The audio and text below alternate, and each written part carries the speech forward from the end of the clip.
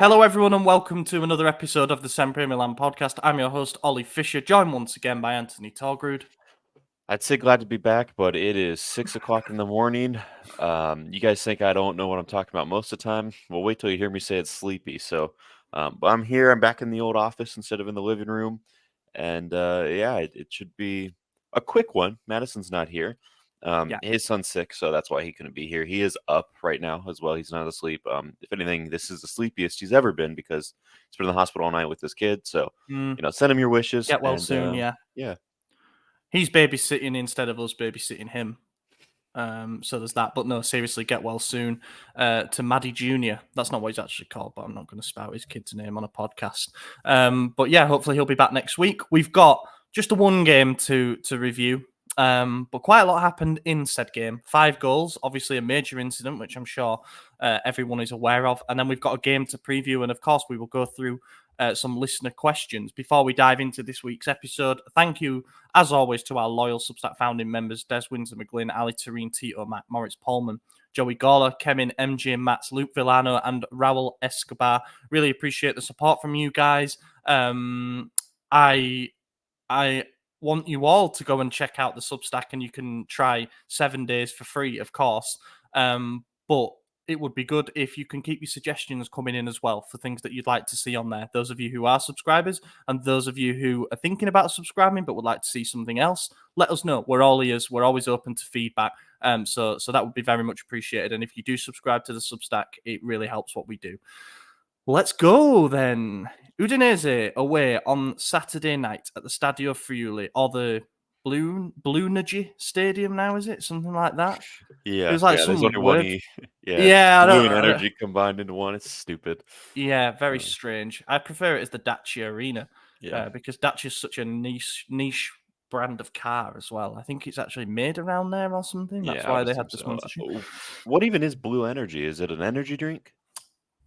I was going to say it's like some renewable energy thing, but normally it'd be like green energy, right? That's why I was confused. Yeah, I mean, it makes sense. Anything energy. Wow, it's Marine Energy Solutions. Oh, So okay. That makes it's sense. a renewable energy solution provider in Asia specifically. So there you go. Why are Get them. why are they advertising in Italy? In I don't know. Udine? And Like, okay. Anyways. is Yeah, fuck that team. Udine even on the coast? It might be. I'm looking at a map quickly. No, it's landlocked, so that makes even less sense. But here we are. It's like, at least with Napoli, it's MSC cruises. Although so are we, and Milan is Yeah, that's inland. true. So here's what it is: get those petrodollars in while you can. We didn't have a good recent record against Udinese. Hadn't won there since 2020. We lost we our made last 2. Yeah, and we made it difficult this time as well. Pioli, as well as a manager, had never beaten Gabriele Cioffi. Of course, it was his first game against him as the Udinese manager, given that he came in earlier in the season to replace Satil. But there were a couple of negative trends to end in this one. Again, as kind of mentioned in the intro, there is obviously a major talking point from this game that sadly does not really involve the action on the field. But the best justice we can do to it, and I think the logical way to do it, is to just kind of go through the game chronologically and talk about it that way rather than veering off too much on a tangent early doors. But of course, we will address what we need to. And we start, I guess, with us playing well, creating chances. Giroud should probably bury that one in the 15th minute. I think it was the 15th minute. Yeah, it's 50. It was like 15:05. So technically 16th minute, but if you're watching back, it'll take you 15 minutes to get to it. Through ball, fantastic through ball. Weird seeing Giroud making a run and then taking a shot with his foot.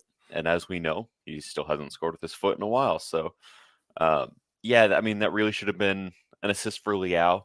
I know everyone wants to hate on him because of stats right now, and you and I slightly differ on that narrative, but I think Leao was fantastic, and we'll get into it. But had a great through ball for that Giroud chance. Obviously, he didn't score it. Then the next one came, and it was again a Leao through ball, this time to Theo, who then slotted it back and almost found Giroud, almost ruined the chance, but he took a last second dummy as he saw Ruben Loftus-Cheek running it behind him. And, inside his foot, and boom, slotted it home. It was fantastic. That's kind of I mean, we must work that exact play on the training ground because we've had that goal quite a few times this season already. And Yeah, RLC scored one just like that before. yeah, You think they pick up that run at the penalty spot.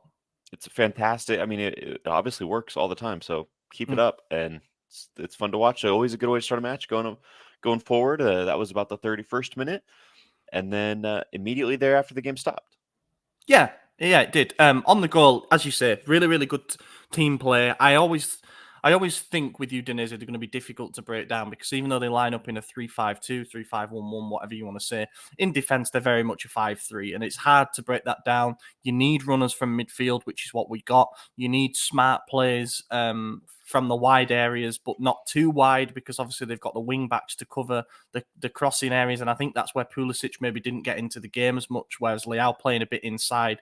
We will come to the Leao and RLC thing because it is one of the rare times that we disagreed on performances in the game.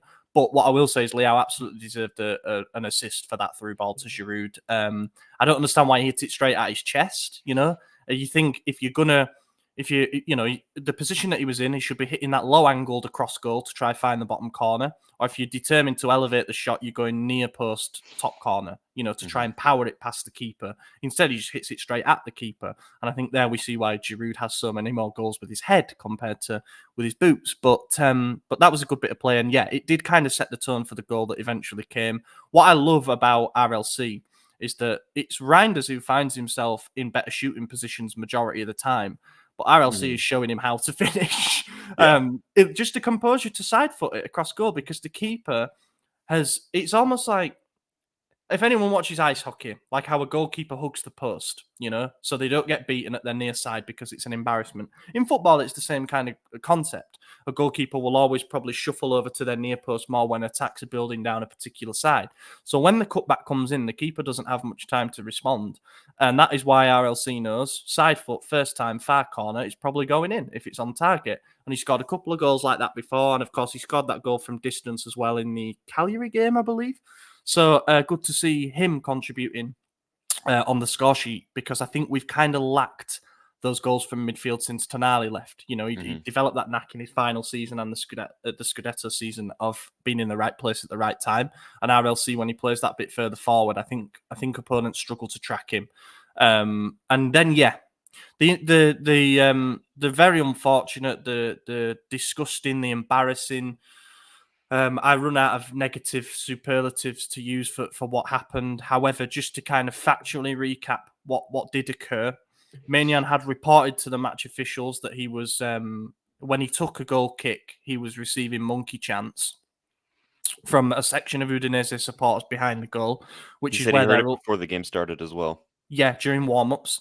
And that's where the ultras congregate. Now, I'll get it out of the way. I'm not going to tar everybody with the same brush and say that it was 100 people that were doing it. Udinese have said that it was 3 or 4. They will hopefully look at the footage, ban for life those who are responsible. But yeah, he reported it. A message came over the PA system to tell the supporters to stop. That's the first step of the protocol that Liga Serie A officially put in place. Then Maignan said again to the match officials, this is still happening. And then the second point of the protocol is to take the players off the field for however long it takes to restore order, basically. Maignan was visibly angry and very understandably angry and upset with what had gone on. So he went over to the referee. He even seemed to have a quite heated discussion with the Udinese manager about it, almost as if he was sort of, I don't know what was said, so I'm not going to put words in anyone's mouth, but it did seem like everyone was, did seem like there was an element of, are you sure you want to go off the pitch? And he went off down the tunnel, rightly so. And Yassine Adli was the first one to follow him off the pitch. You see Theo Hernandez is actually a video with audio where you could hear Theo is the one saying, come on, everyone, let's go. We're walking off the pitch. We're going with Mike. He's our boy. Captain and, stuff. That's, incredible. This solidarity of our team to walk off the pitch when they're winning. They just scored a goal. Momentum is in your side. You could push for a second really fast. That team is mentally they're not there. They just got scored. They're shell shocked, and we say, you know what, we're done. We're not doing this shit. Doesn't matter about the game. Doesn't matter if we're winning. We're walking off, and that's obviously going to kill your momentum. It's going to give them time to regroup, and that's just the side effect of taking a break in the game. And the team and Mike, and I think everyone, Milan fans agree that it was still the right thing to do. Yes. And so they all walked off. It took them, what, 8-9 minutes, something like that. I don't know Yeah, around exactly what about time it was. around about that. Yeah.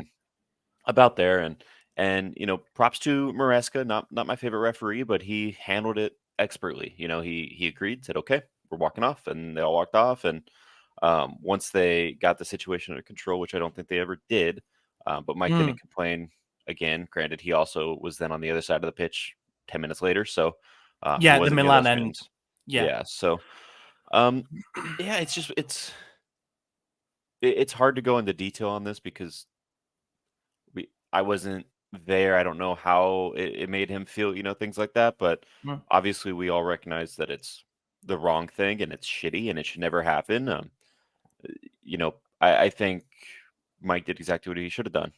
He could have reacted towards the fan and got himself in trouble, because you've seen that as well. The objective of them doing it is to get in your head. And I think they succeeded to an extent, especially after the reset. It didn't look like Mike was all there, and we'll talk about the goals he let in earlier. Yeah, the the whole team team too. wasn't. It throws the team off their rhythm because we Yeah. played well to that point.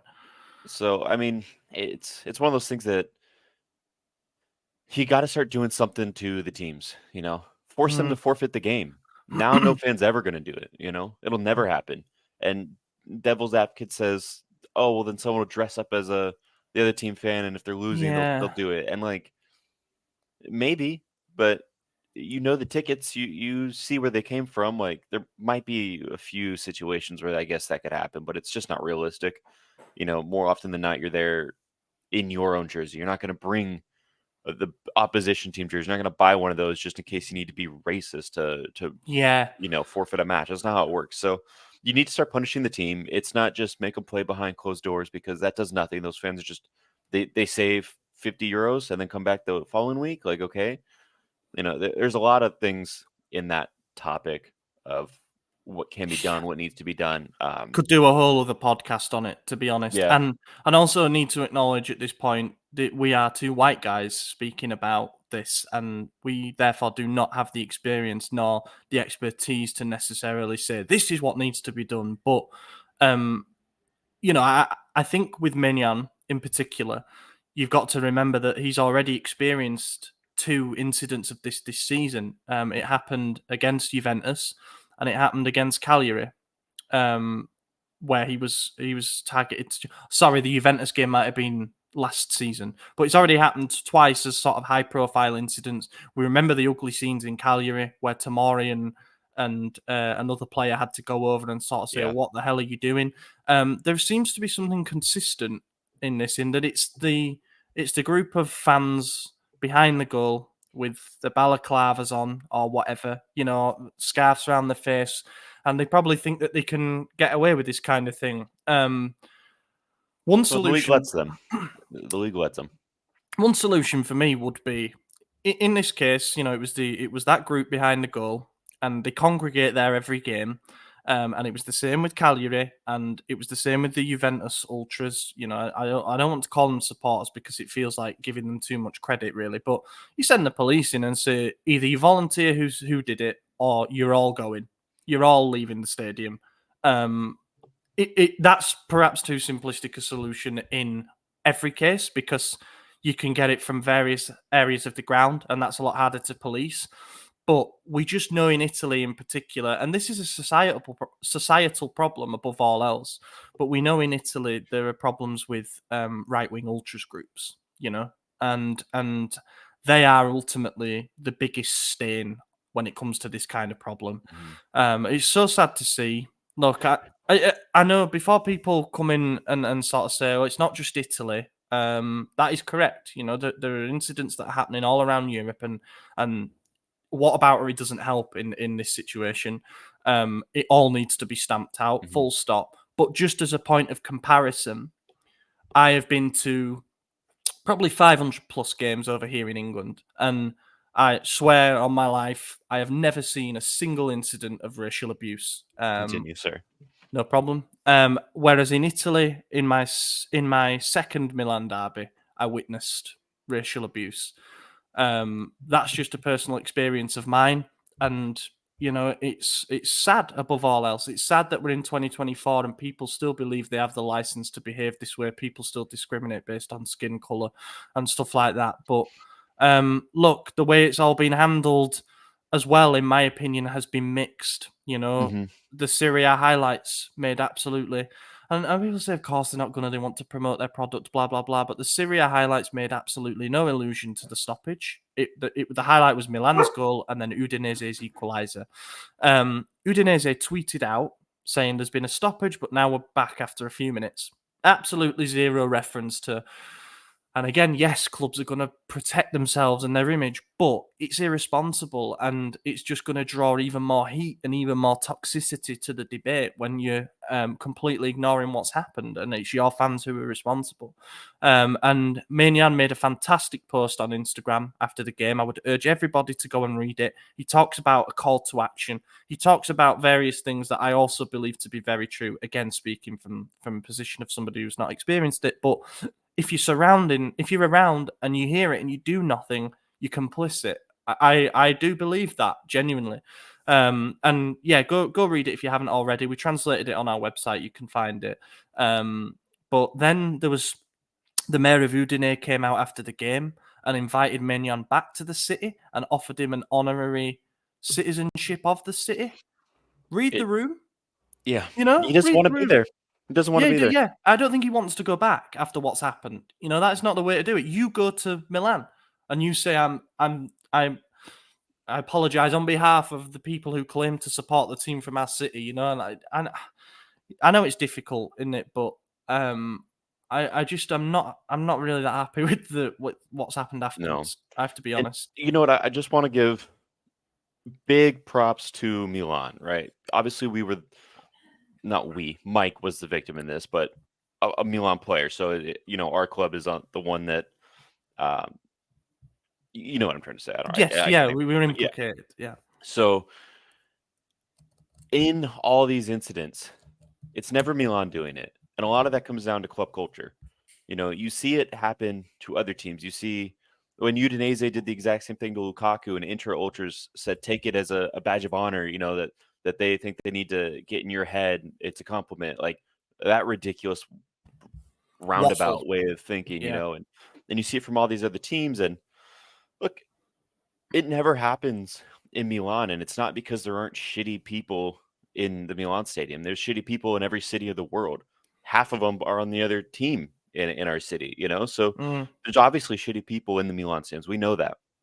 But the fact of the matter is it never happens. And that's because our club is one of the few in Italy that takes a clear-cut stance every single time. We're the first to post the hashtag we respect. With the A act. It just shows like what Milan cares about is we don't support this shit, and you're not going to either, not in our stadium. And I think the ultras know that if we were to do it in San Siro, they'd be banned for life.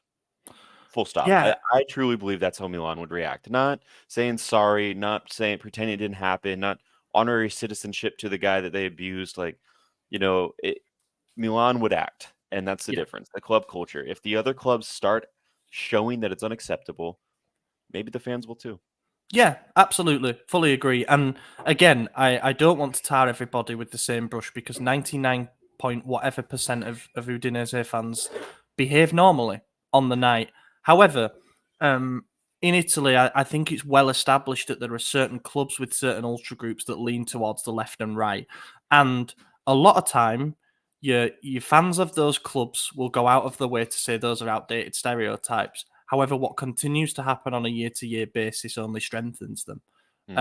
As you mentioned with Inter and what they said about Lukaku when he was their own player, and then when he came back, Lazio are another group that have been known to do it. Roma, everyone thinks, well, Lazio are very right-wing, so Roma must be the other way. Nope, they're very bad for it as well. A lot of provincial clubs, as mentioned with Cagliari in the incident before, Juventus have right-wing leaning groups. Now, I am never going to say that those groups represent supporters in any way, and I wouldn't even call them fans. I'd call them criminals if they're going to behave in such a way. However, it does seem to be the same clubs that crop up, and maybe that's where you can focus your, Juventus, for example, in their stadium, put in the away pen, because it literally is a pen, you fenced in. They put CCTV cameras on poles in the corners of where the fans are, pointed at the away fans. You think you want to be pointing them the other way, with some of the stuff that goes on behind the goal there. But there you go. It proves that it can be CCTV'd or whatever. Well, and it shows that they're aware it happens, right? That they know Yeah. it's an issue and that they want to catch people, except for when it's them. Yes, absolutely. If you don't do anything like that, you've got nothing to hide, have you? And yeah, I think that's it. I think we'll move on, because what we can now focus on, well, after the two goals that we'll talk about, is how we had the last laugh. And I don't mean last laugh in a trivial sense. I just mean, we were able to celebrate the victory, and I think that meant a lot to the team. You could see it at the end of the game with everybody getting around Mike and stuff. Firstly, Lazar Samardzic put Simon Kjær on his ass. Yeah, he That set was him down. terrible. It looked bad. It looked really bad from Kjær. Yeah. It was shortly after the resumption, and you could see, Mike was, well, maybe he wasn't even mentally, he was still not in it. So I give him a pass. It just, when you take a break, like I said, it kills your momentum, especially when it's a break for this. You're now on the downturn of the energy, and they took advantage of that. And then to go celebrate in front of their ultras, really, it showed some interesting character, in my opinion. But What was the comment on the while we out it? There was a comment on the Serie A feed that was broadcasted globally, and it was something like, "What a response to Cam and those supporters," or something. Yeah, and I wish I knew mention the it? guy's name, the commentator. He was the World Feed commentator, not Patrick Kendrick, No. and it wasn't the old man who barely speaks English. Everyone knows what I'm talking about. It was the other guy that I think he's English, based on his Yeah. accent. But yeah, he said something like, "What a response from the players to calm down their fans," or something ridiculous like that. So bad. Yeah. Anyways, moving Yeah. on from that, but they scored. It was a tidy goal. Like I'm not. It feels hard to give away too much credit given what happened and what we've just talked about. But Samardzic, you can kind of see, and I did think this after the game as well. You can see why some of the top clubs in Italy are linked with him. He looked their main creative threat by a mile. It was a nice move to sit Kjær down, and he showed all his immobility with that particular play. And it was a nice finish. I mean, people say Maignan didn't move. That's what I thought at first. I'm like, whoa, he hadn't dived for that. However, he bent it really nicely inside the post, and he wouldn't have had a chance anyway. It was a nice goal, and it was a nice equaliser. That's about as much credit as I can give them, to be honest. Yeah, and that's really it. And then moving forward, it was kind of a scrappy, cagey game from that point on. Personally, I thought our midfield looked really bad. It felt like there was a lot of dispossession, a lot of things that just weren't working out. A lot of chances created that just were finding nobody on the end. Be it Loftus-Cheek moving the ball upfield, be it Leao beating his man, creating a chance, and there was no one in the box to receive that cross. Same with Theo. Even same with Pulisic. I think he had quite a few opportunities to create a chance, and there just was no one on the receiving end. Yeah. We really looked discombobulated after the equalizer for a good 20-30 minutes, in my opinion. And then obviously it was Florian Thauvin had the ball, corner of the box, the right side for them. And he's 2v1, Reinders and Theo. He goes to dribble, loses possession of his own ball, very rookie move, and Reinders has it at his foot. Cool, you clear the ball out. That's what you anticipate. No, he's going to make a 6-inch to 1 foot distance pass at full power to Theo, and it goes right between Theo's legs, who doesn't recognize it went between his legs. And now Thauvin gets around Theo, gets the ball wide open, shoots it straight at Maignan, inches from his face, meters. And right in between his hands, right above his head. There's not a whole lot he could do there. People could say, you close your hands, but the whole idea of being a goalkeeper is making yourself big. Yeah. And you don't know where he's going to shoot it, especially at that close of a range. And that ball's coming at you so fast. You just get big and hope for the best. And obviously, the worst. So yeah. It's about down 2-1. Yeah. I can't remember. I think I said it in the chat with you and Martino, but first rule of defending as a defender, If you're in trouble, get fucking rid of the ball, you know? And I'm just watching these two like, oh, who's got it? Oh, like the ball's just bobbling about between their feet. And then Teo gets a couple of touches on it and can't do anything. Like we saw earlier in the game, Gabia make a fantastic intervention. We'll come on to his performance, no doubt, where that was a fantastic intervention. But just prior to that, there was a ball that was knocked into the channel. And he's in a 1v1 battle with Luca, I believe. And if he comes out the wrong side of that, they're through on goal and it's a goal. So what does he do? He comes across and he nuts it into the stand. Get rid of it. Danger done. We can reorganize.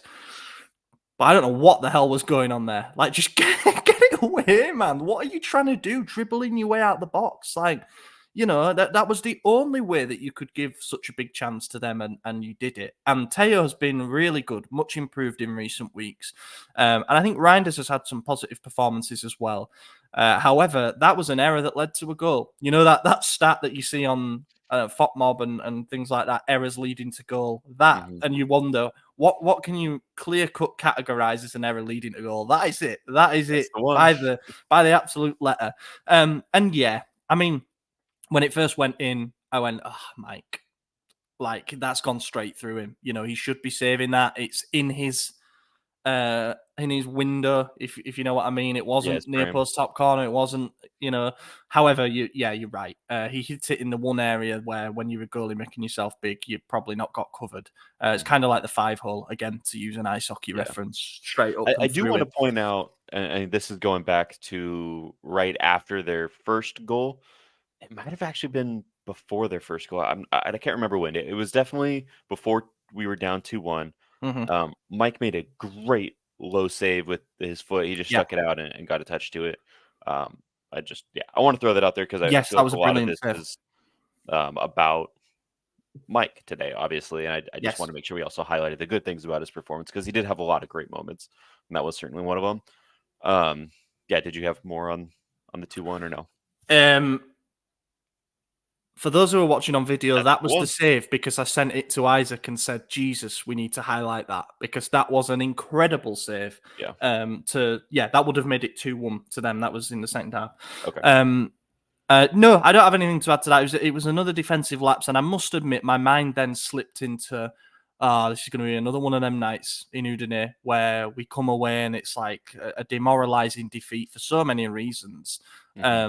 But again, the second half drop off because we hadn't really created an awful lot to that point. You know, if anything, they were kind of pushing to go ahead and they did get ahead. And I'm thinking, I don't know if we have the minerals to come back in this game. And again, it'll look like we've surrendered a lead. Again, getting outplayed in the second half, as has been a theme so far this season. Then a couple of super subs came up with the goods. Yeah, I mean, it's been them boys, you know. Luka Jovic again. And look, you know, I don't want to take anything. I don't want to take anything away from him because the striker IQ, the instinct to be there, to go for that diving header, regardless if the ball is 95% past the line already or not. At the end of the day, we saw the replay. Giroud's shot did not go in. I thought it did. I said, that's Giroud's goal. That's Giroud's goal. And Jovic got there because no one else was getting there. But to go back to the creation of that goal, it was Liao had the hockey assist on it, as you will, the pre-assist, you know, slotted it into Giroud, who, you know what, I don't know if it even counts as an assist for Giroud, does it? Because it hit the post? The keeper tipped it onto the crossbar as well. So so it doesn't. Opposition touch. We can beat this guy. He still had a hand, man. So Liao makes the pass into Giroud, who again shoots it, and it actually was a fantastic shot. Keeper, like you said, gets a touch, pushes it to the top bar, bounces down inside of the line, not entirely over. Again, like 95%, 98% over the line. But he doesn't react after that. He just watches it and oh no, that type of thing. As was the goalkeeper, as was everyone around him. No one was going for this ball. Who does? Luka Jovic, the guy no one wanted, myself included, the guy who's been on fire since December and dove in, and he just knew where to be. And so he got it. That's a goal. That's an equalizer. And then because he's got that winner's mentality, he doesn't just celebrate an equalizer.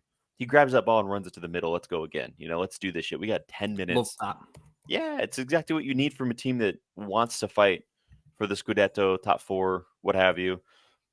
Most small teams, if they equalize in that moment, they're celebrating. They're going to celebrate for 5 minutes, waste the rest of the time. Not us. We want to get that third. We want to win, restart the play again, and keep going. I don't remember what minute. Was it 90 plus 2 for the third? 90 plus 3? 90 plus 3. Okay. Mm-hmm. And you could talk about this one because I don't remember who had the assist. This one was a Giroud assist. Okay. So, I'm going to give credit to Alessandro Florenzi for the corner delivery. Mm-hmm.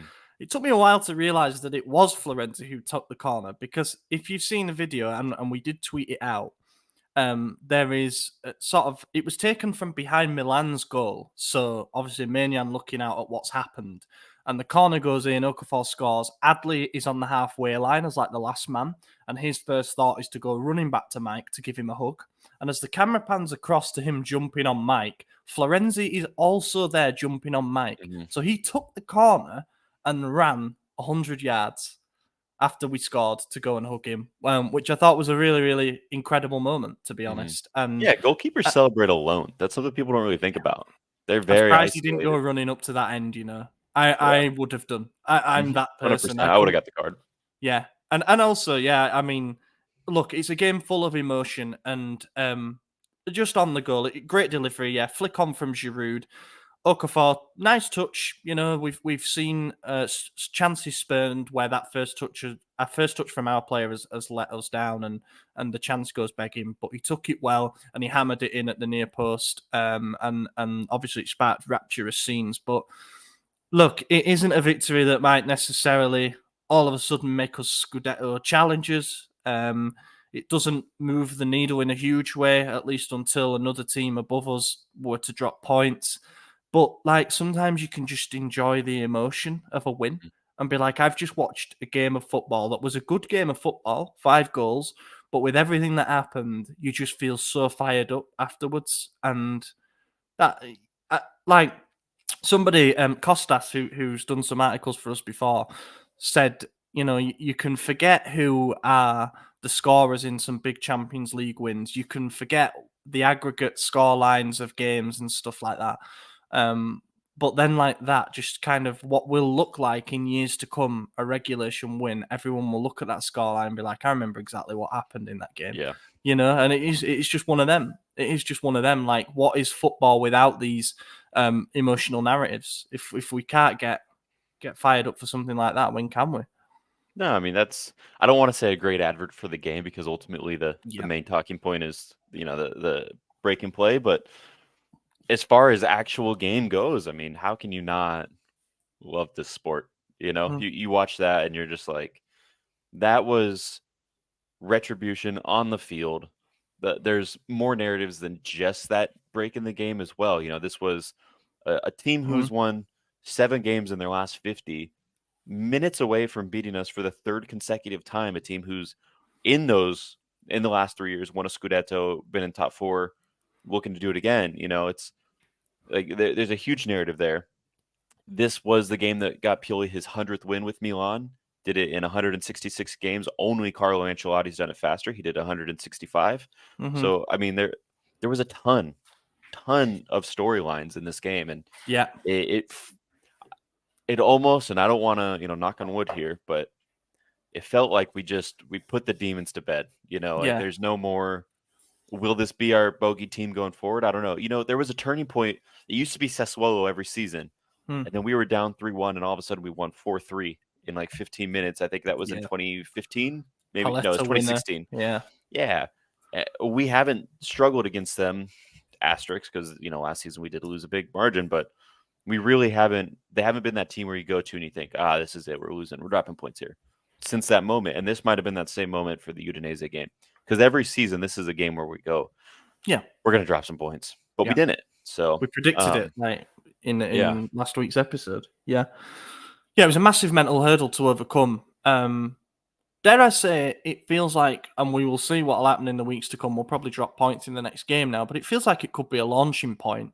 We've gone from such uncertainty at the start of the year. Will Pioli even keep his job? The players look shot. And then to have a win like that, you hope it's something that we can really build off and keep this momentum going, because we have won 4 in a row in the league. You know, unfortunately, the 2 teams above us are not slipping up, but they play each other at the end of the month. Inter have got a couple of tougher fixtures. Yeah, they've been rolling this season, so you kind of expect them to win. And Juve just haven't been letting up, and Vlahovic looks back to his best. But all we can do is keep putting pressure on them and be ready if there's a slip up. We've got Bologna and Frosinone after this. Could it become 6 wins in a row? And then you just have to hope for some favours from elsewhere. But it felt like a victory from the Scudetto season to me. Like, we never know when we're beaten. Yeah. Those comebacks, like the Lazio game, Tonali last minute, those emotional moments, that felt like something from then. And we haven't had enough of it this season. I feel like we've sort of laid down and accepted our fate a bit too much. But it was fantastic character. And I guess we'll do tops and flops now and put this one to bed. Top for me, Gabia. Oh, we should have mentioned he had a couple fantastic fucking saves. Yeah, and Kier did have a great save in the beginning as well. Go ahead. Yeah, I'll say it. Baresi made 2 fantastic last-ditch interventions, and as Dada replied to me on Twitter, it's only Udinese. It doesn't matter, man. Like, they're goals, you know? They're goals if he doesn't get those right, or red cards, whatever. But you got them absolutely spot on. It was the kind of timing that Baresi would genuinely be thrilled with. You know, fantastically executed sliding challenges, which, as a centre-back, love to see. And also, again, it was another one of those games where he just looks so much more mobile and more sharp than Kier. Kier didn't have a 1 out of 10 or anything. He totally messed up on that second goal without a doubt. I'm not going to drag him through the mud or anything, because I think he's had some big performances for us, really, when we weren't expecting them. However, Gabia just looks like borderline undroppable at this point. He's been really, really good. So yeah, my MOTM. Very glad we brought him back from loan, because A, we need center backs, and B, he's actually lived up to it. It's almost like if a player gets play time, they'll look a bit better, and that's all he needed. So really happy for him. Fantastic. All right, here's some controversy for you, because I know how people are going to react, but I'm saying it anyways because I feel it in my bones. I'm going Leao. And people are going to say, what, he hasn't scored a league goal since September. And you're correct. That is a true stat. But in this day and age, we seem to only care about stats. So one that doesn't ever get mentioned, I'm going to expose here. There is a stat for not just creation, but the threat level of that creation and how often he does it. And it really shows how much better you are than your teammates, because a lot of creation depends on that final play, which is someone else. So, for instance, that first through ball that Leao created in the 15th minute to Giroud, who should have went in, right? There's no reason that shouldn't have gone in. Yeah. Things like that happen all the time. Getting the pre-assist on a goal, like the second one, kind of, creating the third one as well, by the way. No, I'm sorry. He created the chance that led to the corner kick that Florenzi took. That's correct, yeah. Leao actually had a brilliant game, and there is a stat for that. It's called expected threat. And the way that works is they divide the entire pitch up into a grid based on how difficult it is to create something from there, how tight the defense opposition will be against you. Keep in mind, Leao is always triple to quadruple covered in every situation of the game. That's why we brought in strong right wings, because they're not covered. There's always an opening. Now, there's a lot more intricacies to it, and there's a great article on some website. I don't know, Google it, and you can find out specifically how it works. But the fact of the matter is, Leao leads it in the league by a huge margin. This game was no different. And, if we want to look at the game objectively with our eyes and not just look at numbers on the score sheet, Leao is still our top player. He's still doing fantastic things left and right. His defensive work rate has increased so much as well recently, specifically this game and the last. I'm impressed with his non-production. He tracked back and basically played right back at one point in this game late on. Yeah. And I made a joke while we were there, and I said Leao's been more effective defensively than offensively lately. And that's partially true, but also he's still creating a lot that ultimately we're just not getting on the end of. And I don't know if that's a Giroud's fault or whomever gets the ball. Reinder's missing all those shots from the top of the box. I don't know. But look, Leao's been fantastic. Yeah, so he's my man of the match. I know he didn't get a goal, but he was intricate to every passage of play. Yeah, fair. Oh, so I think I know who you're going to pick for flop, but I'll address that momentarily and just give my flop. My flop was Reinders. It was not a good game from him. I'm torn between him and Kier, to be honest, because Kier got sat down for that second goal. It was a bad bit of defensive play without a doubt. But I just think Reinders was not at the races at all. And he has a bit of credit in the bank because I think he's been better recently. I think he's had good games where he's sort of been our metronome creatively. This one not good. Obviously had a hand in that goal that put them that 2-1 that put them 2-1 up. Yeah, I just found him really, really frustrating. But really, yeah, it was between him and Kier. Yeah, actually, I think Reinders is a fantastic pick. It certainly was the midfield that was bothering me this game.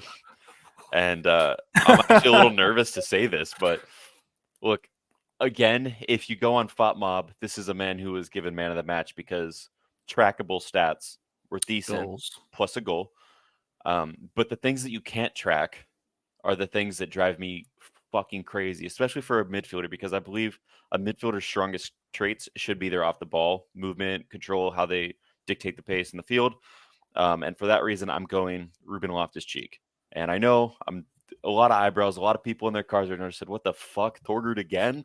And look, this is the reality of it: is you can't track stats for bad football IQ. You can't track stats for how many times you get in the way of your teammate. You can't track stats for how many times you don't receive the good pass from your teammate and it just goes through you. That's not a dispossess. It's an incomplete pass for the other player. You know, the reason those stats look so good for him is because what he's not doing is preventing him from recording those bad stats, and it's hurting his teammates. It's making his teammates look worse. And if you go back and watch the game at length, not just the highlights, because highlights only show good things, if you go back and watch, you'll see so many times he made the wrong choice, like passing to Giroud, who was out on the wing for some reason, instead of Liao, who was wide open in the middle of the pitch. Obviously, that led to nothing, so people forget about it because a lot happened after that. But Completed that's past just tick. fair enough. But it was Yeah, behind Giroud, which yeah, is it was. It incredible was. because he's so slow. But Yeah. there's so many moments where he just got in the way of his own teammate who was running on the ball, or just didn't get to where the pass was going that he should have been, like wide open, things like it's just frustrating. And I've seen it the last few weeks since he's returned from injury. It's been a steady decline. Yes, he got the goal, taken fantastically. Love him as a player. I have his jersey on the wall right now. Big fan of Loftus-Cheek, but look, I think he had a really bad game, and I'm picking him because you picked Reinders. I'll give you a trackable stat for Yeah. Ruben Loftus-Cheek. He lost possession 10 times. So that's good because FOTMob only said once. And I That's was like, wrong. they're not counting that shit at all. Which, fair dues. I'll give you more trackable stats, though. He won 11 of his 14 ground duels. He completed 100% of his dribbles. He drew How many 5 dribbles was that? fouls. I don't know. Can only see the Mm. percentage. You might be able to find that, though. I'm just reading from an account. He drew 5 fouls. He completed 5 tackles. He had an interception. I am not going to sit here and argue that he was man of the match. That would be disingenuous. But where we disagreed after the game was that you thought Liao was man of the match and RLC was the worst player. I just thought they were probably both more near the middle of the pack. I agree. RLC's performance, especially after the opening 20, like after he scored the goal, basically was very frustrating. He made some bad decisions. But in that first half of the first half, I thought he was pretty damn good, and he looked our main threat. He carried the ball. I'd love to see how many meters he carried the ball for, actually, because it felt like he was well up for it, and he was using his physicality well. I think he did chip in the defensive end, but a player of him when he's playing a player like him when he's playing further forward is going to be judged for the decisions that he makes in possession and stuff. And I agree, that was frustrating, especially in the second half. And he did seem to drift out of the game, so that probably bumps him down to being middle of the pack. And Liao, yeah, he created plenty. And I know what you're saying there about stats and expected threat, and I agree that he still creates a high percentage of our danger. But our big star makes star money and must be the star. Like, unfortunately, that's that, and goals and assists aren't everything, as you rightly point out. However, for a player who is our highest earner on the team, he needs to score more often than once every 5 months in the league. That's just where we're at. He needs to find a way if he's double and triple teamed. But yeah, I'm not going to say he had an awful game. I don't think he was anywhere near flop of the match. I just thought that they were both somewhere near the middle. And I also have this feeling that when Leao does get that goal and he breaks that league drought, that he's going to go on a run.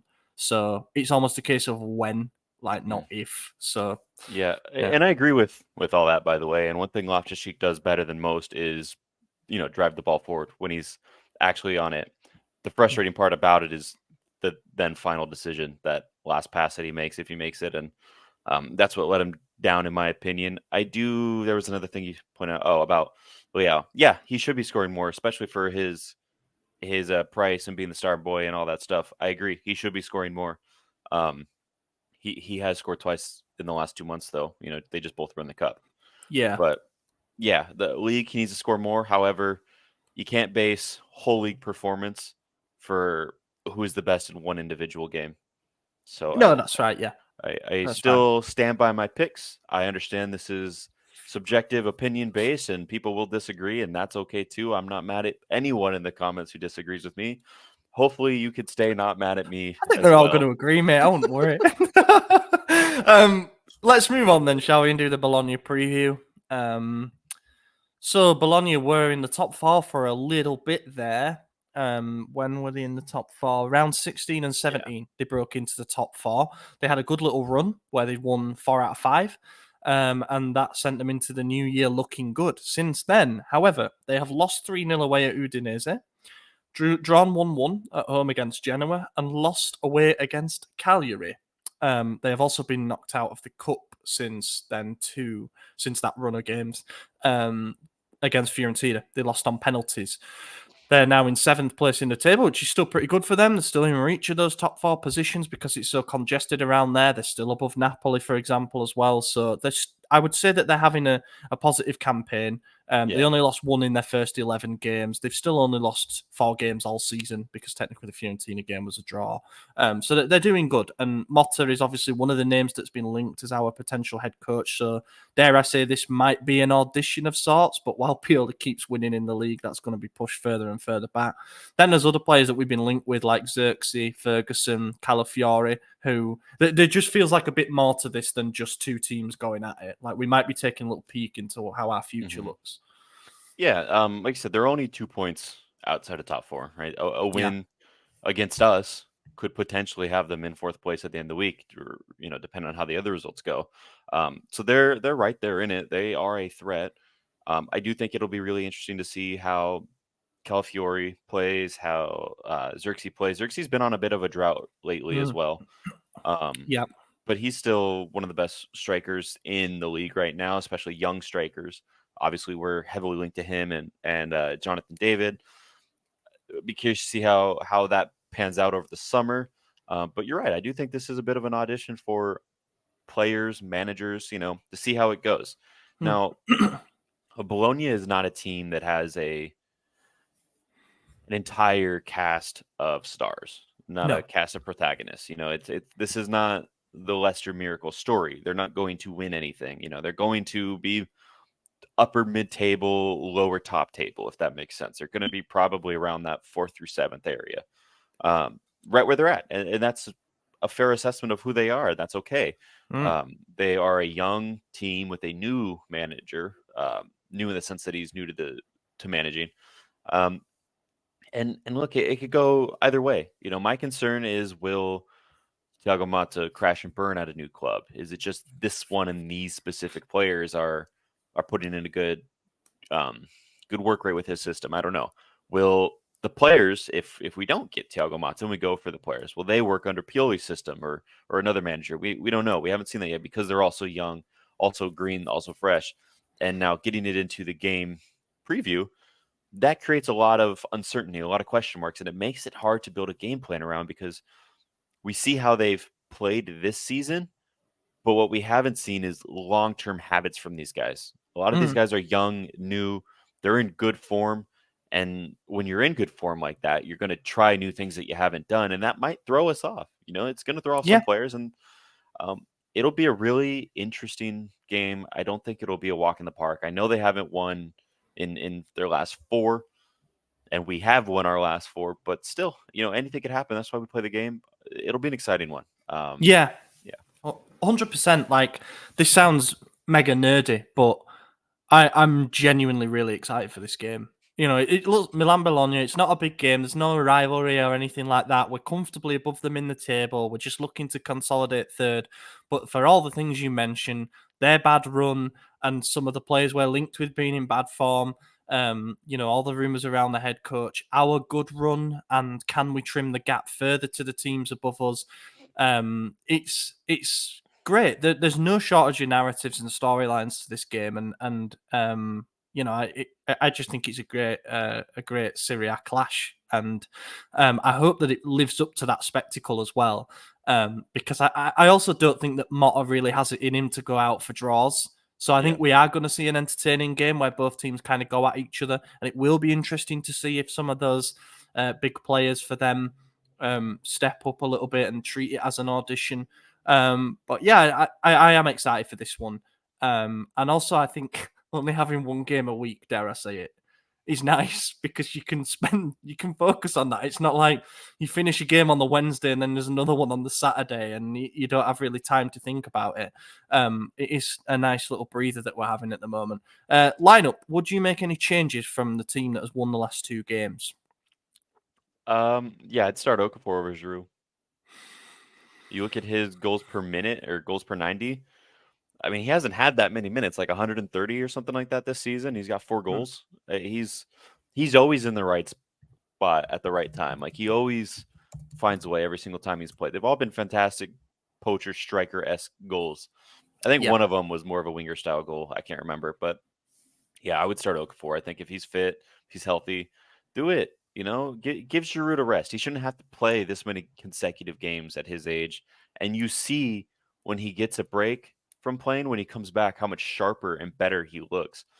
We know he can't do this. Like, he's old. It's okay. It's okay to accept that and give the guy a rest a little bit. So I would do that. I would start Okafor, or Jovic, whichever, but I would prefer Okafor. I think Okafor might actually be our main striker next season, depending on how things pan out. I think he's a fantastic player. I was a big fan of him last season when they scored against us with Salzburg. But yeah, that's the only change I would make. The rest can absolutely stay the same. Yeah, I don't think we're going to get anyone back really for the defensive department to sort of make any changes at centre back or anything. So I imagine that will remain the same. I'd be tempted to make a change in midfield, depending on who might seem like they could do with a rest, and I'm thinking more towards RLC here, which might seem controversial after I just defended him, but I just think we really need to manage his workload. And what comes up after these Bologna and Frosinone games is Napoli, then midweek in the Europa League, and then we have Monza, and then the return leg so it goes back to being quite a short space, 5 games, condensed schedule. So I think we need to manage these players in the build up to that. So I'd be tempted to bring Musa in maybe, and play him deeper, and then push Reinders up, or even push Adley up, depending what he thinks, or play a 3. Either works. Can't really make any changes on the right wing. It looks like Luca Romero's going on loan to Spain. Chukwueze's at AFCON. We might get Benacer back sooner because Algeria are flopping hard. And he's back in training, so he's recovered from his adductor injury. Yeah, which is very good news. I think you've got to start Leao. He needs as much time as possible to end that drought. And then up front, I'd be tempted to play Jovic. Only thing about Okafor, obviously, he's come back from a 5-week absence. I just wonder if he's got 70, 80 minutes in the tank just yet. So depending who's fitter out of them two, I suspect Jovic, I would do that, but I'd be looking to bring Okafor on at some point in the second half to ramp up his minutes, definitely. Prediction? I think we get the job done. Both teams to score 2-1. Well, okay. He took the words out of my mouth. Yeah, it's 2-1. I'm sure they get a goal. It's hard to not expect a goal against us at this point right now, just with our defensive woes. Obviously, Gabia's looked great. Calabria looked a little shaky yesterday or the day prior. But overall, he's been in better form. Teo's really, he did a great job at center back, but it's so night and day incredible how good he is at left back. So keep him there. And that said, they have a good team as well, so they're probably going to score. But I think we get the job done. Yes, fingers crossed. We'll move on and do a couple of questions before we wrap this one up. Marco Villela, sorry if I got that wrong, asks, what are your objectives for the season from here? Mine are a derby win, finish in the top 3, and reach the semis of the Europa League. Oh, man. Well, I think one of those will happen. The top 3 thing. No, I think that's actually fair assessment. I think you do have to make a cup run in Europa League because we can't do any other cup. Is Pioli going to be the guy who extends a derby losing streak to 6? Yeah, I think so. Yeah, I honestly think so. I don't see us beating them. Now, knowing that Inter and Juve play each other next week or whenever it is, maybe in 2 weeks, I don't know, very, very soon. Yeah. That's one of them dropping points. They're both within 2 games of us, I think. So one of them drops points, and then we play them both back to back. If we could pull out a win there, then huge. So yeah, that should be an objective. My objective is, I guess, Europa League and staying top 4. I think we're comfortably in top 4 right now, obviously. So I'm not too concerned about missing that one. But yeah, I don't think the title's within reach. I still have a glimmer of hope. It was my season prediction that we would win it. But yeah, I guess never say never. Yeah. No, I hate to do this. There are 2 biggest rivals, but you've almost got to say fair play, like the pace that you're aiming to going at. Just as a point of reference, actually, in terms of the amount of league points that we have after 21 games of the season. In 2020-21, we had 49 points at this stage of the season. Scudetto season, we had 48. Last season, we had 38. This season, we have 45. So our pace has actually improved. It's just that those 2 above us are not dropping much. Yes, they play each other. Ideally, we hope for a draw or maybe a Juve win to kind of nudge them ahead. Because I'd rather they win it than Inter beat us to the second star. But if Inter win that game, then, and I think they're at home, it's at San Siro, I think it's curtains if they win that game, to be honest. They've just been on such a tear. And then when it comes to the derby, for all we've just praised the character of the team, and ultimately we had to scrap out a last-minute win against Udinese, and I don't take much from beating Roma anymore. Who did we beat before that? Empoli. Yeah, Monster in December. We lost the 2 games against that. I just don't think this team has it yet to go and beat Inter because they're so well drilled and we are. Well, we'll get players back. We'll have probably a very new looking defensive department by then. Hopefully we keep players fit as well. That'll be a big thing. And maybe we can definitely give them a better game. You never lie down and anything can happen in a derby, of course. But at the moment, it seems like Inzaghi really has Pioli's number.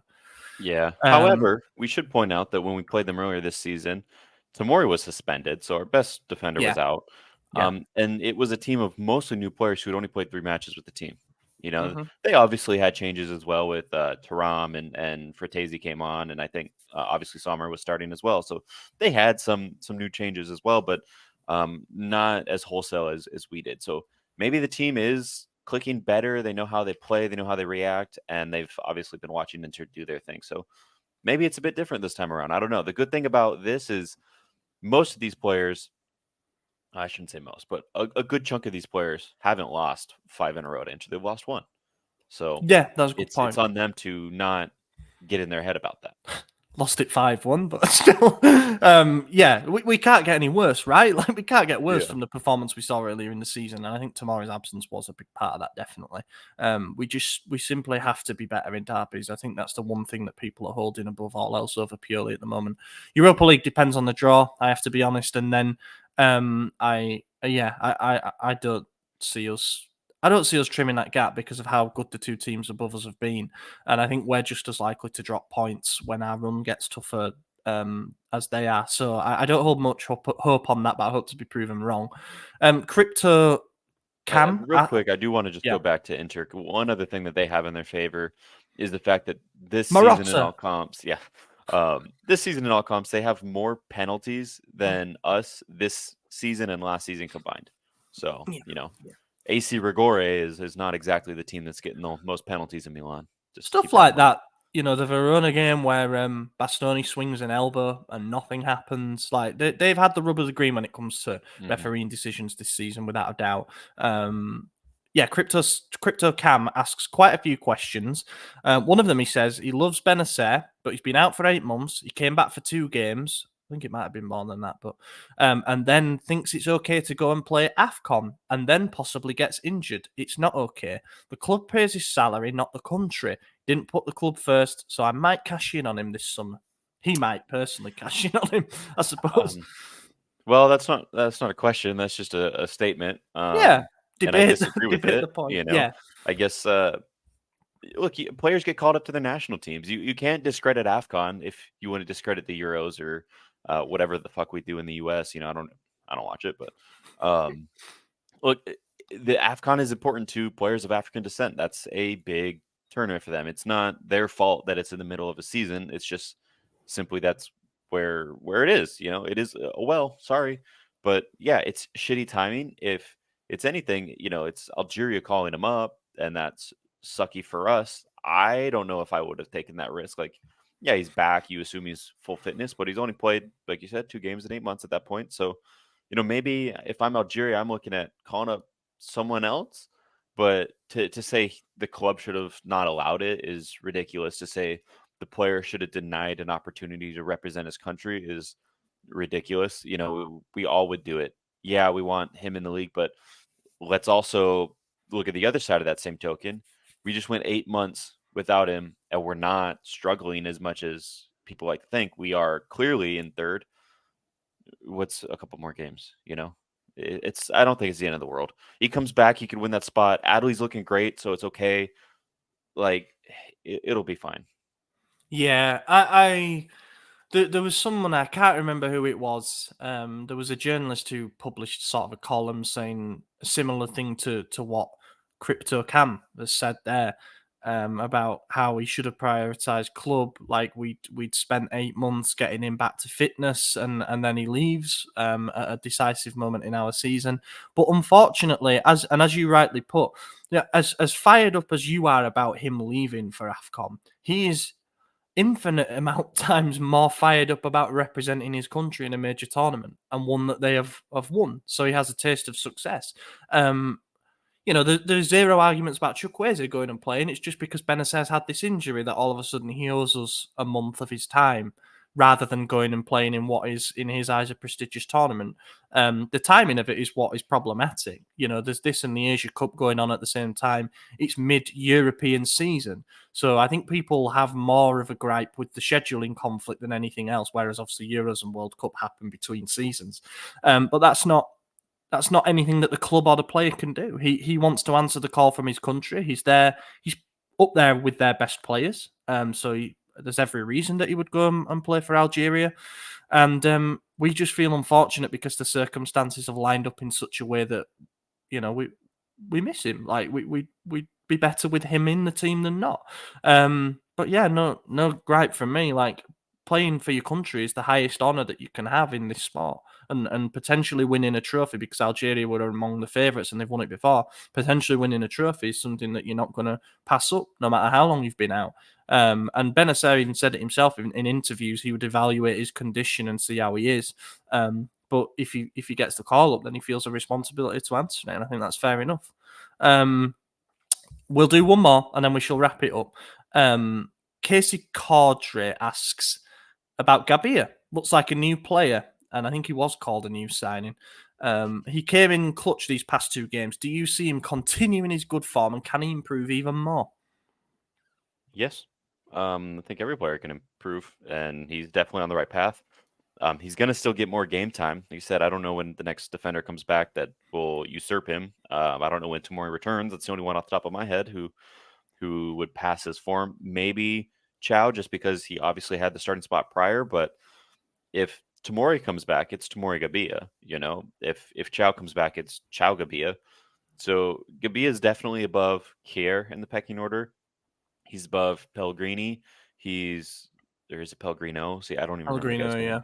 yeah. He's above Kalulu. So whoever comes back, he's still going to play. It's when Chow and Tomori are both back that Gabia's performances are really going to be taken into scrutiny and see, did he earn that starting spot? And my personal opinion in this moment is yes, because Chow didn't look too hot prior to his injury.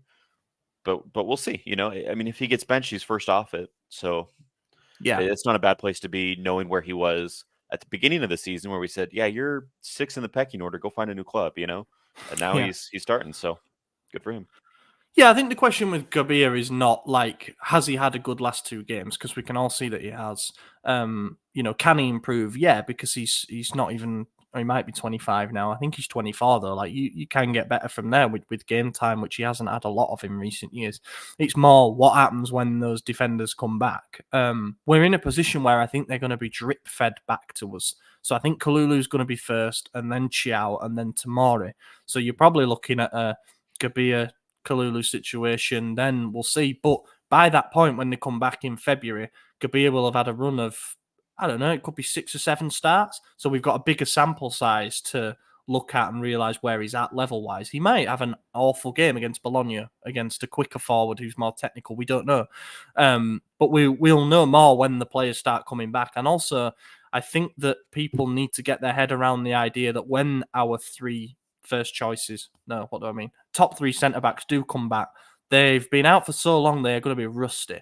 They're going to make mistakes. So maybe Pioli will choose to play the hot hand and say, right, I'm going to put Gabia next to you because he's been on it. And that will make it easier for the others to come back in.